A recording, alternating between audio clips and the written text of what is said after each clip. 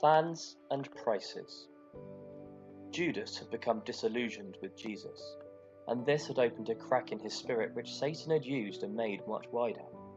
He was now almost totally acting according to Satan's desires. In the shadow of the late afternoon sun, Judas secretly followed the priests and their officials. "Malchus," he called to the priest's head servant, a man well known among the Jews at Jerusalem for being a spokesman and a spy for the authorities.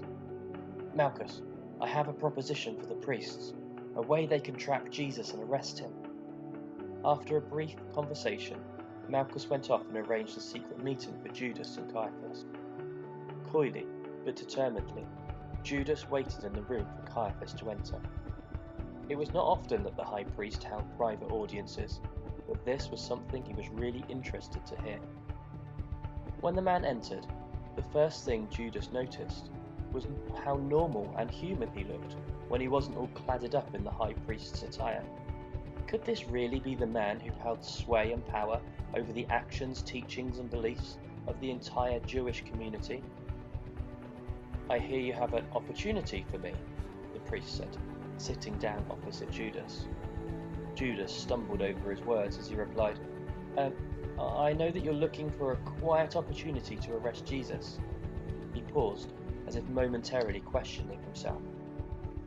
"Go on," Caiaphas encouraged, noticing in his hesitation and purposefully leaning towards Judas, not wanting to give Jesus' friend time to change his mind. "If the information you give me is correct, it's worth 30 pieces of silver for you." Satan too noticed the delay, and he also did what he needed to manipulate the man who was now his disciple, stirring his spirit and forcing him to do his bidding, something Jesus had never done before. All week, Jesus will be leaving the city just before nightfall. However, tomorrow he has arranged with his friends to celebrate Passover a day early. I think he knows that you plan to stop him, so he wants to do it secretly and early," Judas hissed. "How is that any use to me?" Caiaphas snapped. "Well, each year after the Passover meal, Jesus goes with his friends to the Mount of Olives, where he prays during the night." "So?"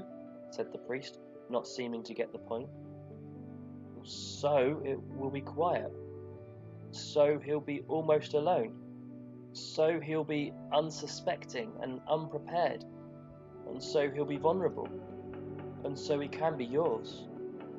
Now the leader's eyes were open to the opportunity. This was definitely worth 30 pieces of silver. In fact, to him, this news was worth far more than that.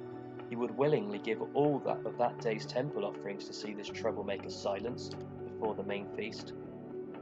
However, he suppressed his excitement and calmly replied, "Very well. You will return tomorrow evening at the opportune time, and you will lead my guards to where he is. Then you will be rewarded with the silver. Now go." As Judas left the temple grounds, as well as the promise of money buzzing in his mind, it was the priest's last two words which rang in his ears. When he had first met Jesus, the call had been the complete opposite to the situation. "Come, follow me," Jesus had said, and it had been a call of care and compassion and kindness, and he felt valued and hopeful.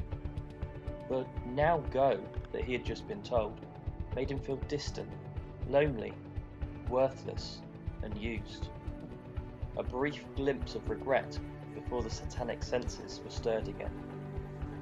Jesus had in fact planned for his disciples that they would celebrate Passover early, not because it was more secretive or less dangerous, but because he knew he would not have a chance to eat it with them at the proper time. At every difficult life and threatening situation over the last 3 years, Jesus had comforted and reassured his disciples by telling them it was not yet time. However, now, this time, all their fears were very, very close. Now, this was his time.